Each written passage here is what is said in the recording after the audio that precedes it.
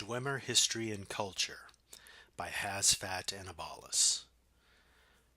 While Marabar Soul's Ancient Tales of the Dwemer was definitively debunked in scholarly circles as early as the reign of Kataraya I, it remains one of the staples of the literate middle classes of the empire, and has served to set the image of the Dwemer in the popular imagination for generations of school children. What about this lengthy, but curiously insubstantial tome has proved so captivating to the public that it has been able to see off both the scorn of the literati and the scathing critiques of the scholars?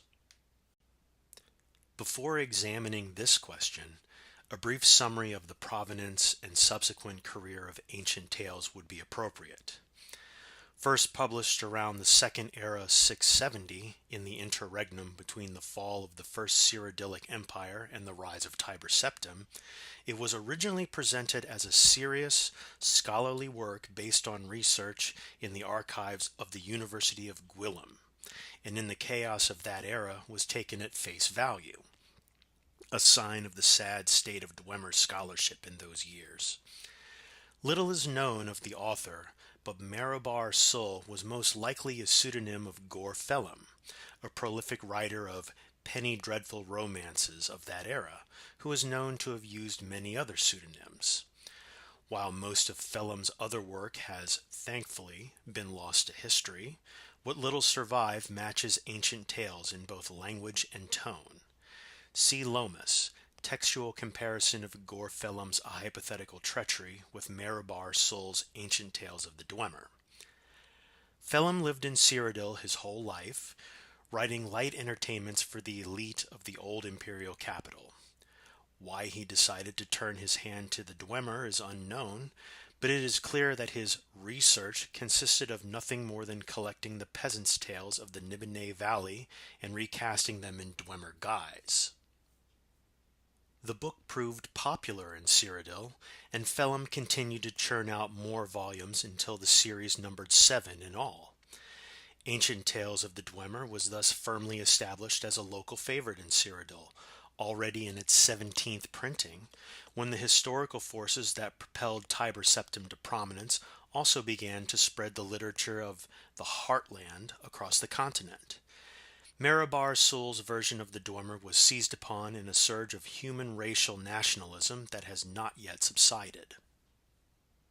The Dwemer appear in these tales as creatures of fable and light fantasy, but in general they are just like us. They come across as a bit eccentric, perhaps, but certainly there is nothing fearsome or dangerous about them. Compare these to the Dwemer of early Redguard legend, a mysterious, powerful race capable of bending the very laws of nature to their will, vanished, but perhaps not gone. Or the Dwemer portrayed in the most ancient Nord sagas, fearsome warriors, tainted by blasphemous religious practices who used their profane mechanisms to drive the Nords from Morrowind.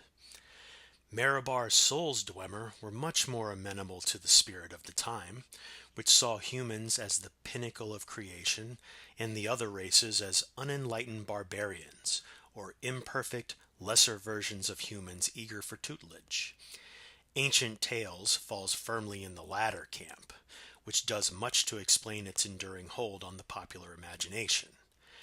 Marabar Sul's Dwemer are so much more comfortable, so much friendlier, so much more familiar than real Dwemer, whose truly mysterious nature we are only beginning to understand. The public prefers the light, trivial version of this vanished race.